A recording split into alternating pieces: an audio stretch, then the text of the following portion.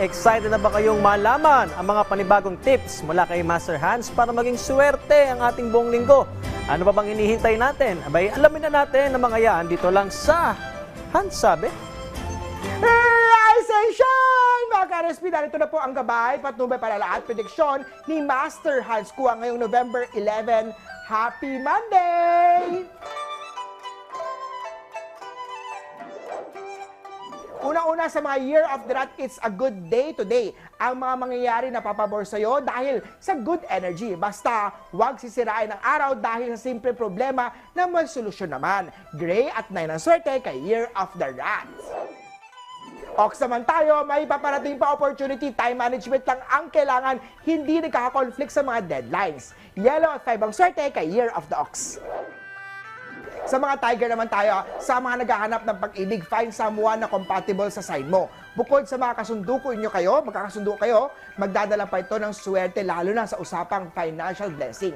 Mag-selfie habang nanonood ng RSP at i-comment ang sign mo para malaman kung compatible siya para sa'yo. Orange at 6 ang swerte kay Year of the Tiger. Sa mga Year of the Rabbit naman, tapusin ang mga deadline sa trabaho ngayong araw para hindi matambakan. More racket, more project are coming. Lavender at 7 ang swerte kay Year of the Rabbit. Sa mga Dragon naman, make sure you have enough time para mag-transition sa ibang career or trabaho. Kung wala, tiis mo na. Pag-isipan mabuti bago magdesisyon. Pink at 9 ang swerte kay Year of the Dragon. Kay Snake naman tayo, wag maging daredevil. Maging limit ito sa iyong edad at kapasidad ng pangangatawan. Tanggapin mo na kasi na tumatanda ka na. Contrary naman sa mga bata-bata pa, huwag feeling senior at magbida-bida kung wala namang mga experience. Blue at 1 ang swerte kay Year of the Snake. Ito naman sa Year of the Horsey, medyo makakaramdam ka ng mga minor illness na dala ng pabago-bagong panahon, pagod at maling methods ng diet. Huwag maniwala sa mga gamot na hindi approved ng mga eksperto. Magenta at 4 ang swerte kay Year of the Horsey. Kay Goat naman tayo mag-ipon para sa panahong matumal ang kita. Today is the day para mag-start ng pag-iipon. Silver at 4 ang swerte kay Year of the Goat. Sa Monkey naman, huwag gawing ATM ang kinakasama o partner mo. Kilos-kilos din at kumayod para sa sarili.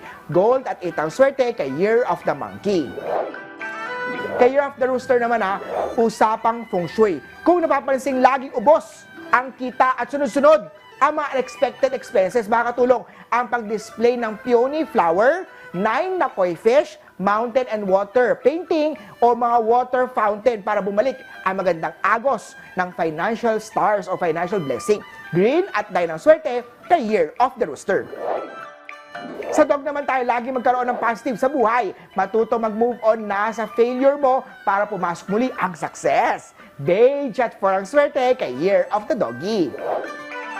At sa Year of the Piggy naman tayo, busy ang ngayong araw iwasang mataranta at mas mabuting gumawa ng checklist para walang maiwan na gawain. Sa wealth o pera naman may makakaaway ka dahil sa pera hindi yan maganda. Silver at 8 ang swerte kay Year of the Piggy.